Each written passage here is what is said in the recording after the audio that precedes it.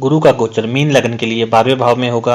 Mean लग्न में बृहस्पति देव पहले और 10वें भाव के स्वामी होते हैं। मीन लग्न वालों के लिए ये गोचर बहुत ही इंपॉर्टेंट होगा, क्योंकि बृहस्पति देव इस लग्न के लिए लग्नेश होकर 12वें भाव में है और 12वें भाव में होने के चलते आपको अपने कार्यस्थल पर कुछ मुश्किलों का सामना भी करना पड़ सकता है। आपको इस समय अपने कामकाज में बदलाव या प्रोफेशन में बदलाव करने पड़ सकते हैं और जिन लोगों की कुंडली में गुरु की स्थिति अच्छी है तो उन्हें इस गोचर में कुछ विशिष्ट फल भी प्राप्त होंगे। 12वें भाव से संबंधित कार्य जैसे विदेशों से जुड़कर काम करना या विदेशी कंपनियों के लिए एमएनसी में काम करना या इस प्रकार से कोई कार्य करते हैं तो उसमें आपको लाभ के व्यापक अवसर मिलेंगे और आप अच्छा धन कमा पाएंगे। 12वें भाव में गोचर से आपके खर्चों में वृद्धि होगी और अगर आप इस टाइम पर कोई लॉन्ग टर्म इन्वेस्टमेंट करते हैं तो वो आपके लिए फ्यूचर में फायदेमंद साबित होगी। और जो लोग किसी ऐसे बिजनेस से जुड़े हैं जिसमें लोगों से मिलना जुलना या पब्लिक इंटरेक्शन ज़्यादा होता है तो ऐसे कार्य से आपको जीवन में उन्नति मिलेगी इस टाइम पर।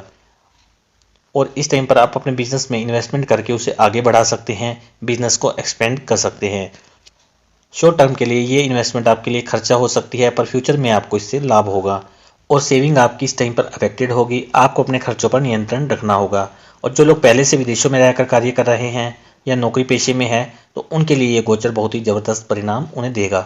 परंतु इस टाइम पर आपको जो भी फल मिलेंगे वो पूर्ण रूप से स्ट्रांगली मिलेंगे। और अगर कर्ज लेकर कोई काम धंधा शुरू करना चाहते हैं तो उसमें भी आप एक लिमिट में ही कर्ज लें, जिससे कि आप पर बोझ ना पड़े और ज़्यादा कर्ज लेने से आप स्ट्रेस में भी आ सकते हैं। खेल कूद, सिनेमा, एंटरटेनमेंट, इवेंट मैनेजमेंट, पढ़ाई लिखाई या टीचिंग या स्टेशनरी के कामों से भी लाभ होगा। इस समय पर आपके स्किल्स में वृद्धि होगी। आपकी दक्षता और आपकी प्रतिभा के बलबूते पर आप जीवन में कुछ अच्छा कर पाने में सक्षम होंगे। शत्रु आपके पराजित होंगे, उनकी आपको नुकसान पहुंचाने की सारी योजनाएं विफल होंगी, उनकी सच्चाई भी आपके सामने आएगी। आप प्रोटेक्टेड रहेंगे, वे आपको नुकसान नहीं पहुंचा पाएंगे। कोर्ट कचहरी के मामलों में सफलता और नौकरी के क्षेत्र में भी आप कुछ अच्छा कर पाएंगे। आपकी प्रमोशन के योग बनेंगे और विदेशों में नौकरी के लिए प्रयासरत लोगों को अच्छी सफलता मिलेगी। नौकरी में बदलाव के लिए समय अच्छा नहीं है। आपको अपने जन्म स्थान से दूर सफलता मिलेगी, जितना दूर जाएंगे उतना आपको अच्छी सफलता मिलेगी। प्रॉपर्टी खरीदने के प्रबल योग हैं और वाहन और मकान इत्यादि खरीद पाएंगे और इन कामों से अच्छी सफलता भी आपको मिलेगी। प्रॉपर्टी पर धन खर्च होगा, चाहे वो खरीदने में खर्च हो या मकान इत्यादि की मरम्मत में खर्च हो। इस समय आपके विचारों में भी बदलाव आएगा। आपका मन अध्यात्म और धर्म कर्म की तरफ बढ़ेगा। धार्मिक कार्यों और सम्मेलनों में भाग लेने और इन पर धन भी खर्च करने में आप तैयार रहेंगे और गुप्त विद्याओं को सीखने में और जानने में आपकी रुचि बढ़ेगी। आपकी इनर पावर बढ़ेगी और स्ट्रेस कम करने के लिए आप मेडिटेशन, योगा इत्यादि में भी इंटरेस्ट लेंगे। पर इस समय आपको एक पोजीशन मिलेगी जिसमें कि आप अपने आप को काफ़ी संतुष्ट महसूस करेंगे और बड़ी बीमारियों से परेशान लोगों को इस टाइम पर इलाज मिलेगा और वे स्वस्थ होंगे। इस टाइम पर आपका मनोबल बढ़ेगा। पैतृक संपत्ति के मामलों में अच्छी कामयाबी आपको मिलेगी।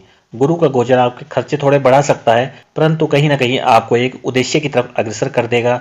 आपको खाली बैठकर टाइम बर्बाद करना अच्छा नहीं लगेगा।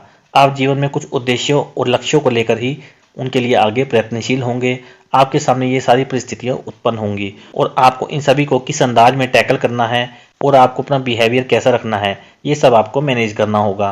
परंतु इस समय आपका आत्मबल और आपका तजुर्बा काफ़ी बड़ा रहेगा। कुल मिलाकर समय आपके लिए ठीक रहेगा।